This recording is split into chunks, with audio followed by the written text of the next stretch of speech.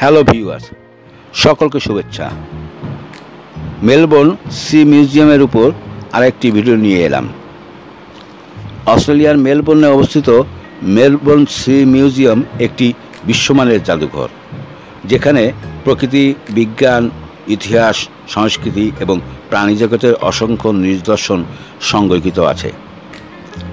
এখানে দর্শনার্থীরা মানুষের ইতিহাস থেকে শুরু করে ডাইনোসরের কাল, জীবাশ্ম, নক্ষত্রতত্ত্ব এবং সামুদ্রিক প্রাণীর বিচিত্র জগৎ সম্পর্কে জানতে পারে। বিশেষত সামুদ্রিক জীববৈচিত্র্যের প্রদর্শনীর অংশ দর্শকদের কাছে সবচেয়ে আকর্ষণীয়। সমুদ্র পৃথিবীর প্রাণের উৎস, আর এই জগতে রয়েছে অসংখ্য বিস্ময়কর প্রাণী, যাদের মধ্যে অনেকেই রহস্যময়, রঙিন ও অনন্য বৈশিষ্ট্যের। মিউজিয়ামের একটি গুরুত্বপূর্ণ বিভাগ হল ম্যারিন লাইফ গ্যালারি। দর্শকরা বিভিন্ন সামুদ্রিক প্রাণীর মডেল, জীবাশ্ম, কঙ্কাল শুধু দেখতে পায় তাই নয়, সেই সাথে দেখতে পায় বড় বড় অ্যাকুয়ারিয়ামের মধ্যে জীবন্ত প্রাণী। আধুনিক ডিজিটাল প্রযুক্তি ব্যবহার করে এখানে ভার্চুয়াল রিয়েলিটি ও 3D ডিসপ্লের মাধ্যমে সমুদ্রের নিচের পরিবেশ উপভোগ করার সুযোগ রয়েছে। ছবিতে যে প্রাণীটা দেখা যাচ্ছে এর নাম আপসাইড ডাউন জেলিফিশ।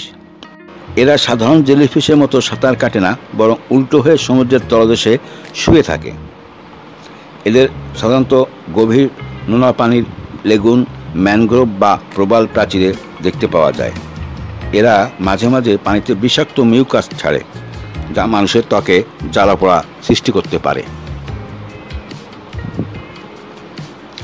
জেলিফিশ পৃথিবীর সবচেয়ে প্রাচীন সামুদ্রিক প্রাণীদের একটি। এদের শরীর মূলত জেলির মতো স্বচ্ছ এবং কোনো হাড় নেই। সাগরের পানিতে ভেসে বেড়ানো জেলিফিশ দেখতে অনেকটা ভিন গ্রহের প্রাণীর মতো মনে হয়।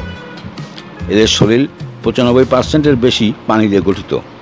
সুর দিয়ে বিষ ছাড়তে পারে, নানা রঙের আলোর ঝলক ছড়িয়ে দিতে পারে।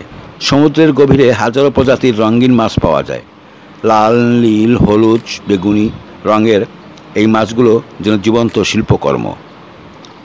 রঙিন মাছগুলো শুধু দর্শনীয় নয়, বরং সমুদ্রের ইকোসিস্টেমে গুরুত্বপূর্ণ ভূমিকা রাখে। সামুদ্রিক লবস্টার এক জাতীয় চিংড়ি মাছ। এরা শক্ত খোলসে মোড়া সামুদ্রিক প্রাণী, যাকে অনেক জায়গায় সুস্বাদু খাবার হিসেবে ব্যবহার করা হয়। এদের আয়ুষ্কাল প্রায় 50 বছর পর্যন্ত হতে পারে। রাতে শিকার করতে পছন্দ করে। এরা বিভিন্ন রঙের হয়ে থাকে। সামুদ্রিক কচ্ছপ পৃথিবীর অন্যতম প্রাচীন প্রাণী। প্রায় 10 কোটি বছর ধরে এরা সমুদ্রে বসবাস করছে। তবে দুঃখজনকভাবে প্লাস্টিক ও জালের কারণে সামুদ্রিক কচ্ছপ মারাত্মকভাবে হুমকির মুখে পড়েছে। এটি লিপ ফিশ বা শাপলাপাতা মাছ। এটি সমুদ্রের তলদেশে ভেসে থাকে। এরা শিকারীদের চোখে পড়ে না। আজকের দিনে সমুদ্রের সবচেয়ে বড় সমস্যা হলো প্লাস্টিক ও পলিথিন দূষণ। প্রতি বছর প্রায় 8 মিলিয়ন টন প্লাস্টিক সমুদ্রে গিয়ে মিশে যায়। প্লাস্টিক ভেঙে মাইক্রোপ্লাস্টিকে পরিণত হয়ে পুরো সামুদ্রিক বাস্তুতন্ত্রকে ধ্বংস করছে। পলিথিন দূষণের মতো সংকট যদি আমরা এখনই সমাধান না করি, তাহলে ভবিষ্যৎ প্রজন্ম হয়তো এই সৌন্দর্য কখনো আর দেখতে পারবে না। তাই আমাদের এখনই অঙ্গীকার করতে হবে, সমুদ্র বাঁচলে পৃথিবী বাঁচবে, পৃথিবী বাঁচলে আমরা বাঁচব। ভিডিওটি শেষ পর্যন্ত দেখার জন্য সকলকে ধন্যবাদ।